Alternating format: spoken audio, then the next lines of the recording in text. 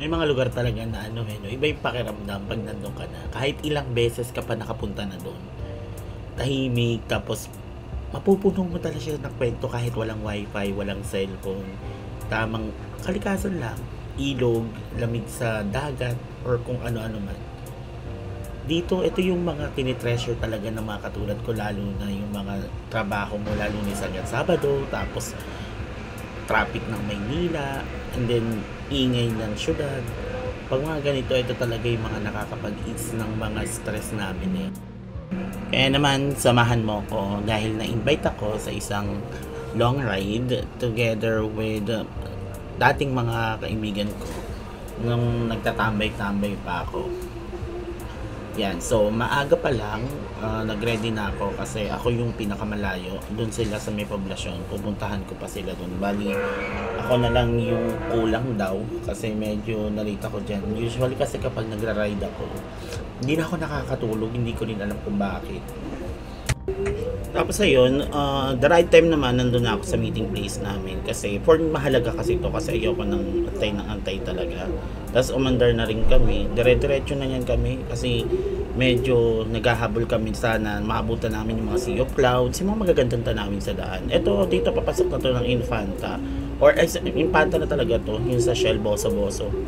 Kasi nabuta kami ng umaga dito na sa may Manuka na tinatawag nila. Konting stopover lang kami dito sa San Andres to. Bili lang kami ng mga stocks namin para sa gagamitin namin mamaya. And of course, habang nasa daan, i-mino-comment na rin namin yung mga ano. Kasi wala naman nagmamadali that time. So ayun, habang nagbabiyahe kami, minsan-minsan nahinto-hinto kami para sa mga tanawin. Tapos siyempre, hindi ka rider kapag hindi mo nadaanan tong part na to.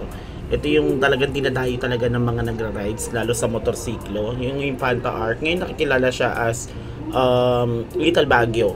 So after nyan, mapupuntahan na namin yung aming destinasyon. Ito yung Lola sa Haven Resort na tinatawag. So maganda dito guys kasi 50 pesos lang tapos sobrang lamig ng tubig. Actually hindi 50, 30 lang pala. Tapos sobrang lamig ng tubig. Tapos yung 2.5 namin, isang up and down na room na siya na good for 24 hours. Grabe rin yung tinagal namin dito kasi napaka-tahimik nung araw na yan. Actually lalo na nung naggabi.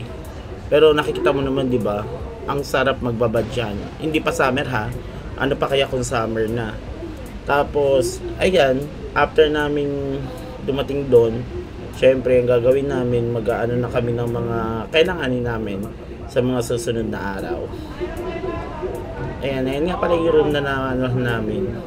So, dito, halo-halo, tawanan, kainan, tapos, kwentuhan, ng mga bagay-bagay kasi ang tagal din namin hindi nagsama-sama.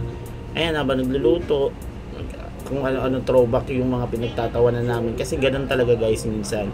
Yung mga ginawa mo dati, pagdating ng panahon, tatawanan mo na lang yan. Kaya maganda rin minsan hindi ka na nai-stress sa mga pagkakamali na nagawa mo. Pero of course, kailangan pa rin na natututo ka in every mistake na nagagawa mo kasi yun yung magpapatatag sa'yo. Kasi yun, after ng konting inuman, actually hindi siya konti kasi inabot na kami ng gabi na kami nagtampisaw guys. Grabe yung lamig niya ng tubig, parang yung kaluluwa mo, pati kaluluwa mo naliligo, hindi lang pati buto. Ayun, after ng isang gabing puno ng tawanan, inuman at saka ligo, of course darating tayo sa araw na uwi na rin tayo. Pero ito talaga yung mga sandaling gustong gusto mong ulitin. Lalo na kung nakatira ka na sa Manila, tas medyo may edad ka na. Ayun lang. So maraming salamat sa pagpanood ng video na to. Thank you.